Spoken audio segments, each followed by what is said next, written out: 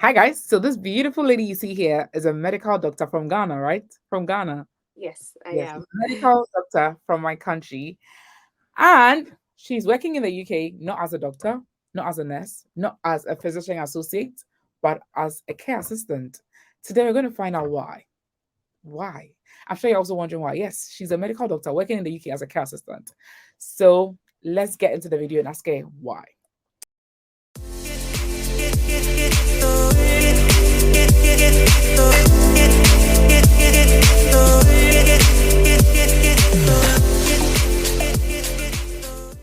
They have here a YouTuber, a medical doctor called the Golden Girl MD. The Golden Girl MD is your YouTube channel, right? So I'll just Yeah. leave a screenshot here. So and I'll leave a link in the description for anybody who wants to, check on her and ask her a few questions. So you're a medical doctor. How long have you been in the UK, first of all? So I've been in the UK for about 3 years now in total. I've been going back and forth between Ghana and the UK, but then I came here permanently in April of 2022. So then I've been here ever since then. Yes. So that's over a year. Yeah, over a year. Wow. And you have been working as a carer the entire time? So I started working as a carer from March of this year. So just a few months. So Yeah. prior to working as a carer, what were you doing? So prior to working as a carer, I was in Ghana working as a medical doctor. So like I said, I've been going back and forth. And that's because I was still doing my housemanship, which is like the training period you do after medical school. So I was doing that in Ghana. And then I came to the UK, but I mean, I have a little one. So I spent like a year being home taking care of my little one because my husband was working full time. He's also a medical doctor. So yeah, so Okay. that. So I guess people are really, really confused. So let's help them understand. So your husband is a doctor, and Yes. your husband moved to the UK to work as a doctor on a Yeah. health and care worker visa to work as a medical doctor in the UK. So your husband went through the entire process. So you are your husband's dependent, and you also Yes. happen to be a medical doctor. Yes. However, when your husband moved here, you were coming to visit, going back because you have money, going back Ghana, UK, Ghana, UK, Ghana, UK. Or let's say you were doing your internship in Ghana at the time. So you were, going back and forth. And when you finally moved in permanently after your internship, you had a baby. So you had to stay home for 1 year. Mm-hmm.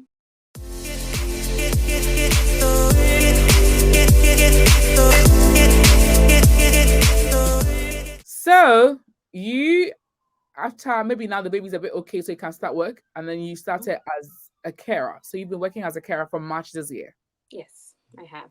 couple of months now. Mm-hmm. So how is it? Well, Is it in a care home or is it in what kind of facility do you work? okay, so first of all, I work with an agency. Okay, so with agencies, you would usually go to wherever, I mean, wherever is available. My very first shift was in a care home, but ever since then, I've been going to support homes. So I get shifts mostly from support homes. So that's what I've been doing majority of the time. Yes. Wow. People always get confused, especially those that are not in the UK yet. When I say agency, they're like, which agency? Is it the ones that help us come here? So, guys, we do have international recruitment agencies that help people to relocate. And then we do have agencies in the UK as well that help people get temporal jobs. Let me put it like that, or sometimes even permanent jobs. Okay. So for me, let's say if I want some extra cash, I can register with another healthcare recruitment agency while that is in the UK. They'll give me some training, they'll take my CV, a couple of documents, and then if there's a shift somewhere, let's say another care home is short, maybe one of their nurses is sick or on leave or whatever, they can ask me, Nanel, can you quickly go there and fill up the space? And I can say, oh yes. Usually those temporal jobs they pay much higher. So she, the Golden Girl MD, doctor, is not working at a permanent care home. Mm. She's registered with one of those agencies, so they call her as and when, and then usually that one pays a bit higher. So you work in a care home and you also work as a support worker. What Yeah. is the experience like? So honestly, before I started working, I was a bit anxious because I watch YouTube a lot. That's how come I watch you a lot. But I've heard so many stories about care homes, domiciliary support homes, things like that. And I really wondered, will I really be able to do this properly? Will I be able to enjoy this? But to be frank, the experience has been very good. I'll be honest. First of all, I would say that my agency um, has been really, really good with giving me enough shifts. So having enough shifts hasn't been a problem for me. I remember one particular week I worked for like 69 hours. Like because I had even more shifts than that, but I just couldn't physically do it. So they give me more than enough shifts. I like the clients. I like the fact that I'm able to help people. And I believe that it's all about the mindset. And what you think about the work that you're doing. It's a decent job. You're not doing anything wrong. You are literally helping people. If God forbid someone were to have a family member that wasn't well, you would do exactly the same things.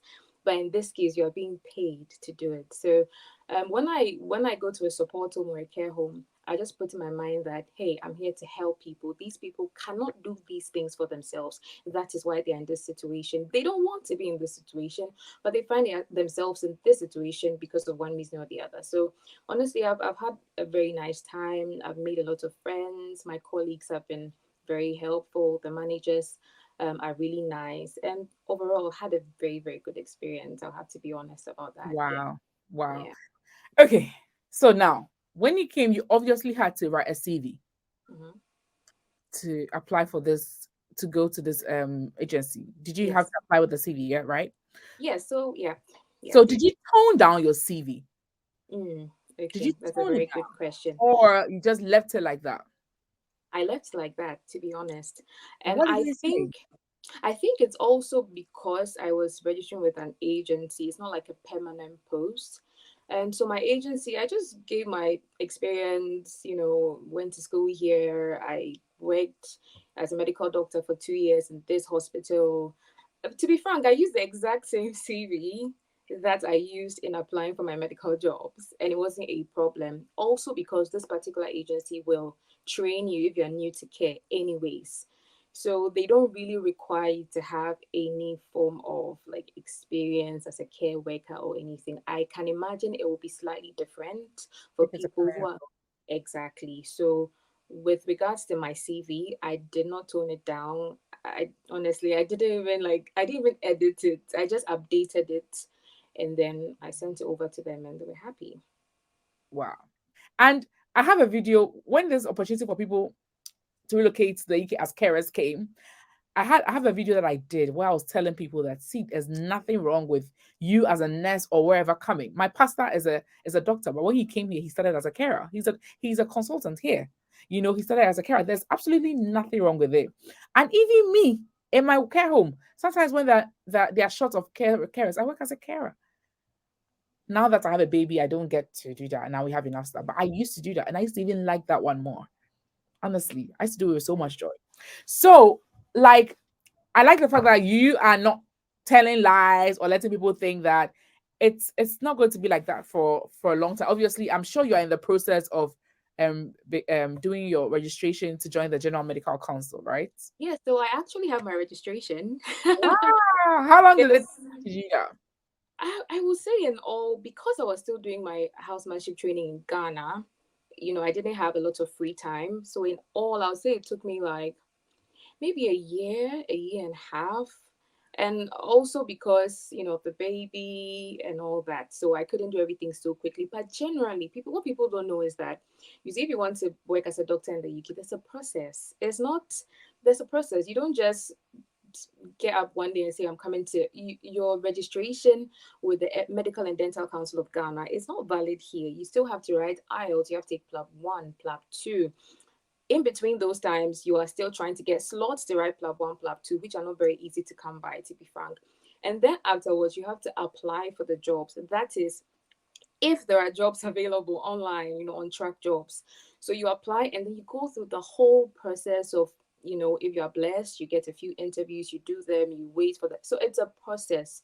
So the question I had to ask myself is, am I just going to be sitting around and saying, okay, I'm just waiting to get my medical job? I knew that by the grace of God, there was nothing. Someone asked me in my comments that, is there something wrong with my my certificate or my license. Why am I working as a healthcare assistant? I'm like, there's really nothing wrong. In fact, I have my GMC registration. I passed my PLAB 2 in 1 try.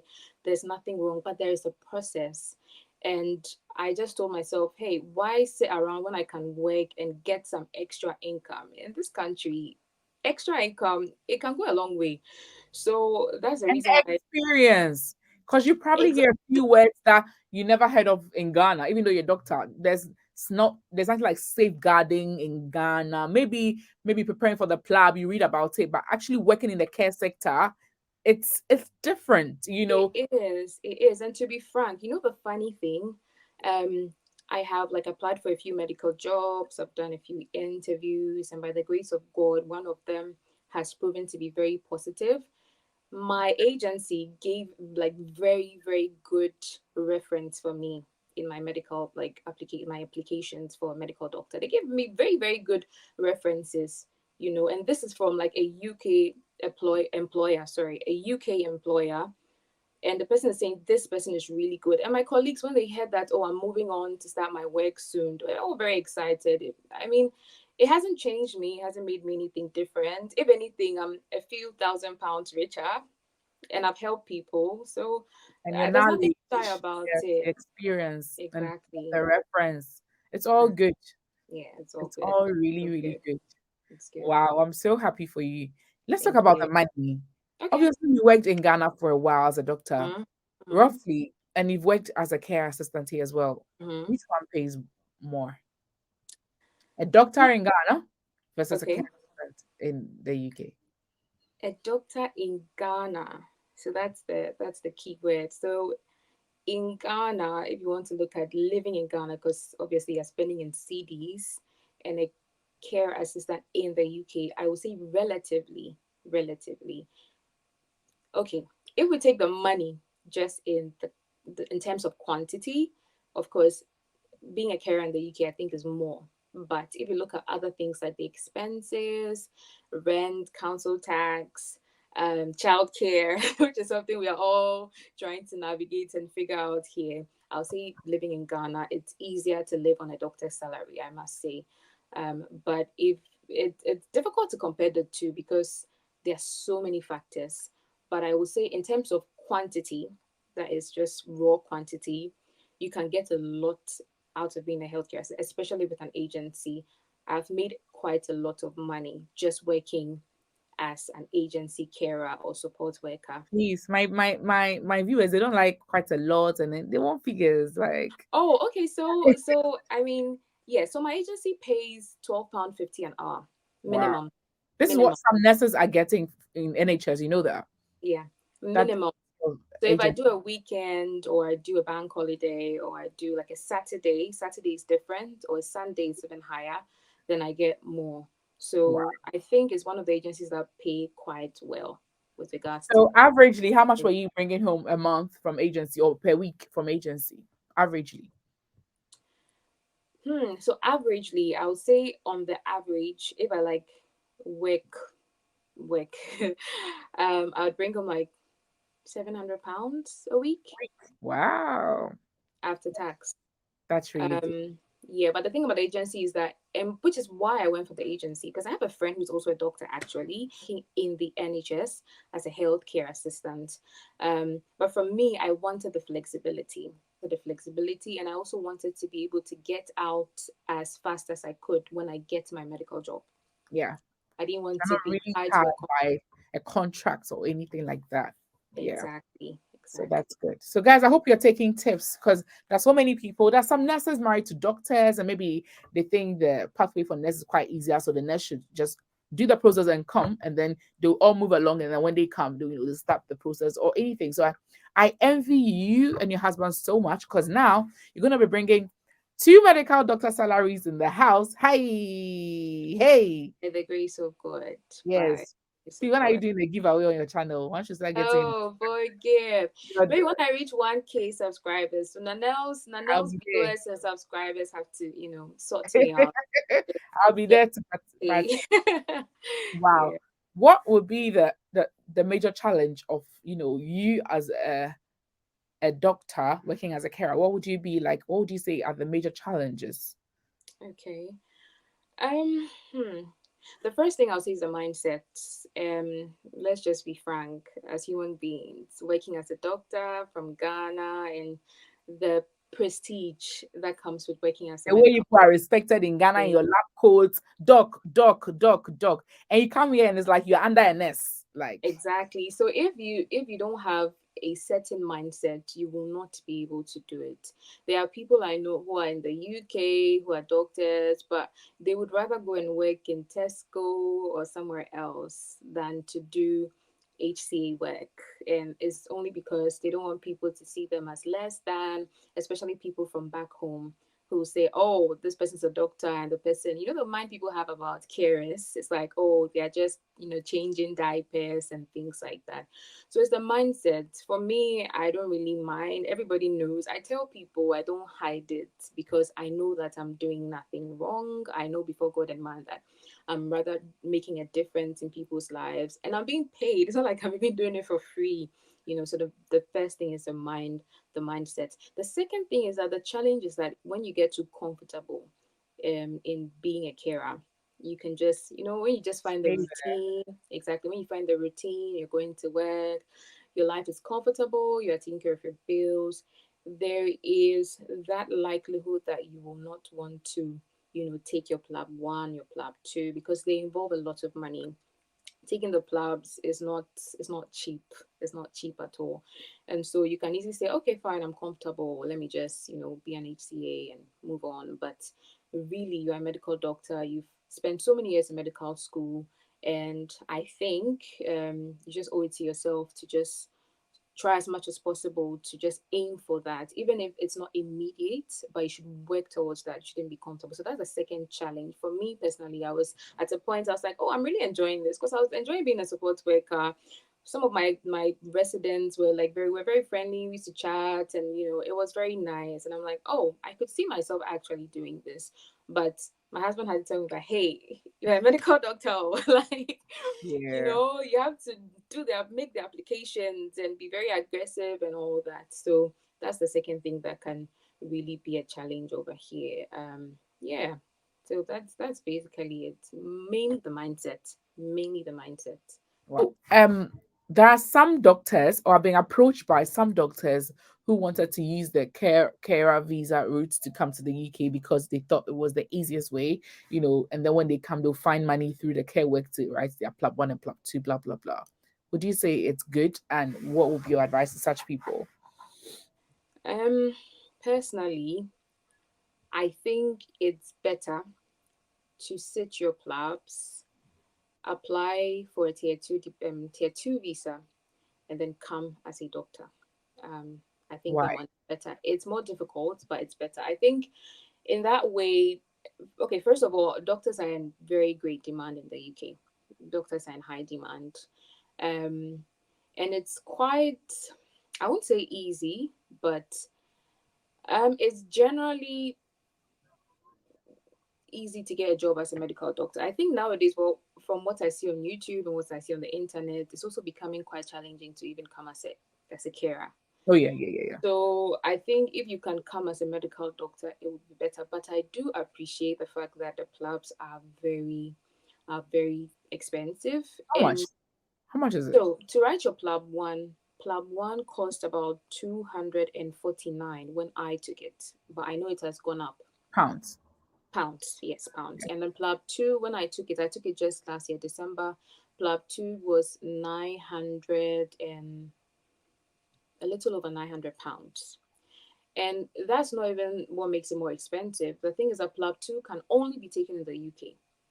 So So your if you're flight, your visa application, and all that.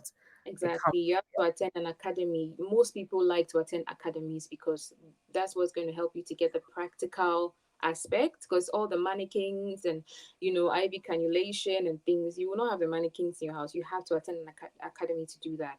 And for my academy, I paid about £650 for the academy alone. So adding, like you said, air tickets, accommodation because you have to be in the UK, you know, a week or two to prepare. It's quite a lot. Expensive. quite a lot of money, and that doesn't guarantee you a job.